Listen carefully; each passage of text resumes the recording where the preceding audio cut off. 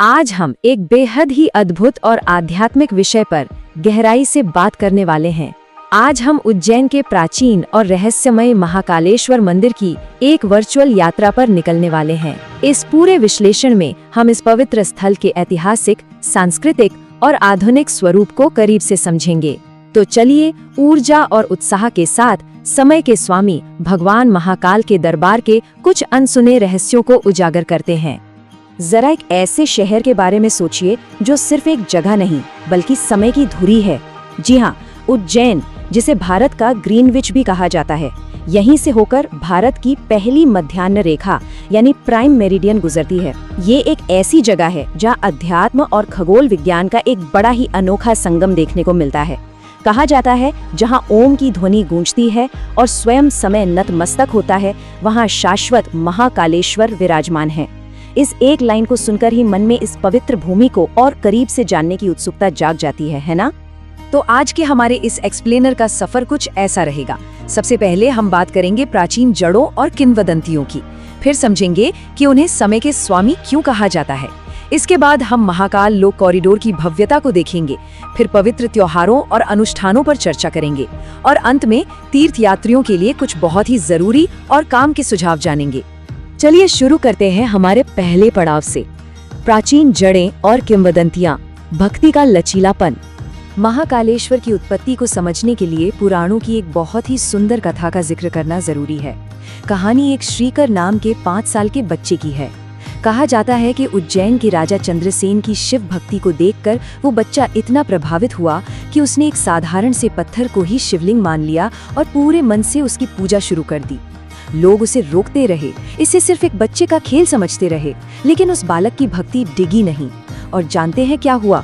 उसी निश्चल भक्ति से प्रसन्न होकर भगवान शिव स्वयं ज्योतिर्लिंग के रूप में वहां प्रकट हुए। मतलब यहाँ का ज्योतिर्लिंग किसी कर्मकांड से नहीं बल्कि एक एकदम शुद्ध मानवीय भावना और प्रेम से स्थापित हुआ था। इतिहास के पन्नों को पलटें तो इस मंदिर ने बहुत उतार चढ़ाव देखे हैं। 6ठी शताब्दी ईसा पूर्व में राजा चंद्रप्रद्योत के समय से ही इसके व्यवस्थित प्रशासन के सबूत मिलते हैं। लेकिन सबसे हैरान करने वाला और दुखद मोड़ 1235 ईस्वी में आया, जब सुल्तान इल्तुतमिश ने मंदिर के ढांचे को पूरी तरह तहस नहस कर दिया था। फिर भी आश्चर्य की बात देखिए, अगले 500 सालों तक बिना किसी भव्य इमारत के भी ये जगह भक्तों के लिए एक विशाल ऊर्जा का केंद्र बनी रही। फिर जाके 1730 के दशक में मराठा शासन के दौरान रामचंद्र बाबा शेणवी ने इसके वर्तमान स्वरूप का पुनर्निर्माण करवाया। यही लचीलापन, यही रेजिलियंस इस स्थान की असली ताकत है। अब आते हैं हमारे दूसरे हिस्से पर, समय के स्वामी महाकाल को समझना। यहाँ एक बात जो महाकाल को बाकी ज्योतिर्लिंगों से बिल्कुल अलग बनाती है, वो है इनका स्वयंभू होना। स्वयंभू मतलब स्वयं प्रकट होने वाला। आमतौर पर मूर्तियों को मंत्र शक्ति से स्थापित किया जाता है, लेकिन महाकालेश्वर अपनी ऊर्जा अपने भीतर से ही उत्पन्न करते हैं। और एक और बहुत खास बात, ये 12 ज्योतिर्लिंगों में से एकमात्र ऐसा ज्योतिर्लिंग है जो दक्षिण की ओर मुख किए हुए है। इसे दक्षिणामूर्ति कहते हैं। तांत्रिक परंपराओं में दक्षिण दिशा को मृत्यु और समय की दिशा माना गया है, तो दक्षिण की ओर मुख करके विराजमान भगवान शिव यहाँ सीधे तौर पर समय और मृत्यु दोनों पर अपने पूर्ण नियंत्रण का प्रतिनिधित्व करते हैं। मंदिर का जो आर्किटेक्चर है वो भी किसी गहरे दर्शन से कम नहीं है। ये एक त्रिस्तरीय यानी 3 मंजिला संरचना है। सबसे नीचे जमीन के अंदर महाकालेश्वर विराजमान है। उनके ठीक ऊपर ग्राउंड लेवल पर ओंकारेश्वर महादेव स्थापित हैं और सबसे ऊपरी मंजिल पर नागचंद्रेश्वर का मंदिर है। इस ऊपरी मंदिर की सबसे खास बात यह है कि ये साल भर में केवल एक ही दिन खुलता है, नागपंचमी के दिन। ये पूरी संरचना अपने आप में ब्रह्मांड के 3 लोकों, पाताल, पृथ्वी और आकाश का एक बहुत ही शानदार प्रतीकात्मक चित्रण लगती है। अब बढ़ते हैं हमारे तीसरे विषय की तरफ, महाकाल लोक कॉरिडोर, दिव्यता का विस्तार। अब जरा इस बदलाव और विस्तार के स्केल को देखिए। पुराना परिसर केवल 2.87 हेक्टेयर्स का था और नया महाकाल लोक ये 47 हेक्टेयर के एक विशाल क्षेत्र में फैल चुका है। ये कोई छोटा मोटा बदलाव नहीं है। इसे इस सोच के साथ बनाया गया है कि यहाँ आने वाली जो लाखों की भीड़ है उसे एक ऐसा विश्वस्तरीय और आध्यात्मिक अनुभव मिले जिसे वो कभी भूल ना पाए। और जाहिर है इस भव्यता को सच करने के लिए निवेश भी उसी स्तर का हुआ है। लगभग 856 करोड़ रुपए की लागत से बना ये श्री महाकाल महालोक कोई साधारण प्रोजेक्ट नहीं है। ये प्राचीन शिव महापुराण की कथाओं को आज की मॉडर्न वास्तुकला और तकनीक के जरिए हमारे सामने एकदम जीवित कर देने का एक बेहद सफल प्रयास है। चलिए इस नए कॉरिडोर की एक छोटी सी इमेजिनरी सैर पर चलते हैं। 900 मीटर से ज्यादा लंबे इस रास्ते पर चलते हुए आपको 108 जटिल नक्काशीवार स्तंभ दिखेंगे जो दिव्य प्रकाश को दर्शाते हैं। हर तरफ भगवान शिव की 200 से अधिक मूर्तियां और शिव पुराण की कथाएं बताने वाले म्यूरल्स हैं।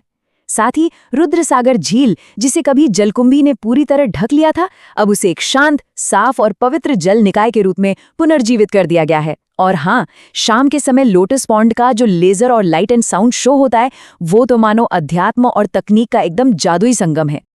आगे बढ़ते हैं चौथे भाग पर, पवित्र त्योहार और अनुष्ठान, भक्ति की धड़कन।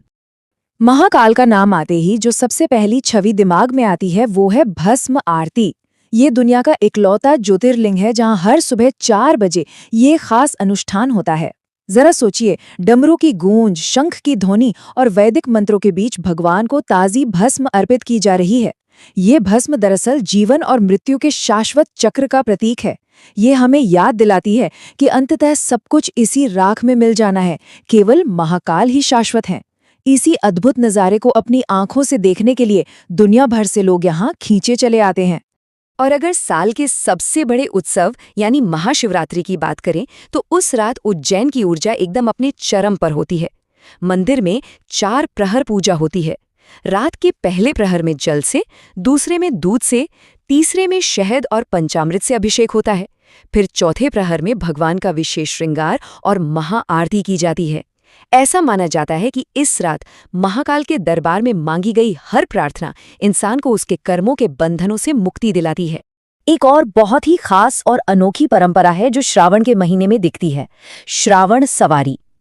देखिए, उज्जैन के लोग भगवान महाकाल को सिर्फ भगवान नहीं मानते, वो उन्हें अपना असली राजा मानते हैं। इसलिए श्रावण के हर सोमवार को राजा महाकाल अपनी शाही पालकी में सवार होकर शहर के भ्रमण पर निकलते हैं, अपनी प्रजा का हालचाल जानने के लिए। प्रशासन और पुलिस के बड़े बड़े अधिकारी भी राजा को सलामी देते हैं। ये नज़ारा अपने आप में बताता है कि यहाँ लोगों की आस्था कितनी गहरी और कितनी जीवंत है। आखिर में बात करते हैं हमारे 5वें और अंतिम हिस्से की, तीर्थयात्रियों के लिए आवश्यक सुझाव, यात्रा की योजना बनाना। तो अगर आप भस्म आरती में शामिल होने का मन बना रहे हैं तो प्लानिंग थोड़ी पहले से करनी होगी, क्योंकि इसकी बहुत डिमांड रहती है। बुकिंग पूरी तरह ऑनलाइन है। जिस महीने आपको जाना है उससे ठीक 1 महीने पहले की 1 तारीख को सुबह 8 बजे रेगुलर बुकिंग खुल जाती है। और मान लीजिए अगर आपका अचानक जाने का प्लान बन गया तो दर्शन से ठीक 1 दिन पहले सुबह 8 बजे तत्काल बुकिंग का विकल्प भी होता है। बस ध्यान रहे, बुकिंग हमेशा आधिकारिक वेबसाइट से ही करें। अब बात करें यात्रा की, तो उज्जैन पहुंचना बहुत ही आसान है। अगर आप फ्लाइट से आ रहे हैं तो सबसे करीबी हवाई अड्डा इंदौर का है, जो सिर्फ 55 किलोमीटर दूर है। ट्रेन और बस के रास्ते भी बेहतरीन हैं। उज्जैन रेलवे स्टेशन शहर के बिल्कुल बीचों बीच है और main Dewas gate bus stand वहां से वॉकिंग डिस्टेंस पर है। ठहरने के लिए मंदिर प्रबंधन खुद अतिथि निवास चलाता है, जो एकदम साफ सुथरे, सुरक्षित और मंदिर के बिल्कुल पास है।